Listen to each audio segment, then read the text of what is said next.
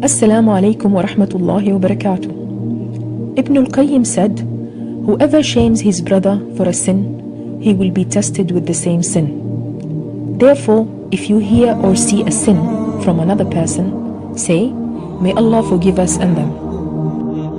Ibn Umar, may Allah be pleased with him, said, Wallahi, I fear if I shame a woman for her pregnancy, I would end up pregnant.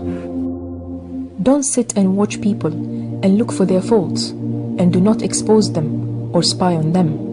Instead, work on yourself and fix your faults first. Remember, you will only be asked about yourself, not others. Don't look down upon so-and-so because his son is not praying or is drinking, and don't shame so-and-so because her daughter is not wearing hijab in public. You do not know the suffering of their parents in raising them, and the effort and dedication they put in order to help guide them. Don't you know that the son of Prophet Nuh alayhi salam is in hellfire? And the father of Prophet Ibrahim alayhi salam is also in hellfire?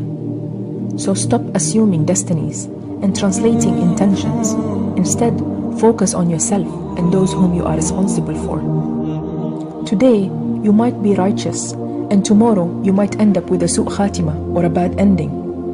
Remember, the hearts of humans are between the fingers of Allah. They turn like the turning of boiling water. Always make sure to ask yourself, who guided you to what you're in except Allah?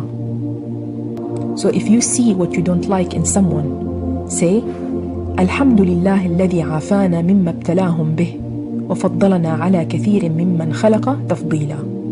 Rabbi aslihhum wa thabbitna.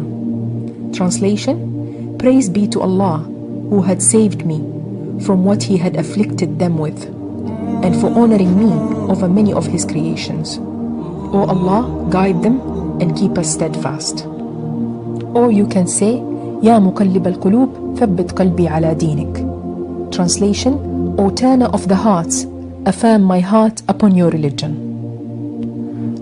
Abu Hanifa, may Allah have mercy on him, had an alcoholic neighbor whom he tried to advise on so many occasions until he got tired and left him. One day, the wife of the alcoholic man knocked at the door of Abu Hanifa, telling him that her husband had passed away and that she wants him to pray for his janazah, but Abu Hanifa refused.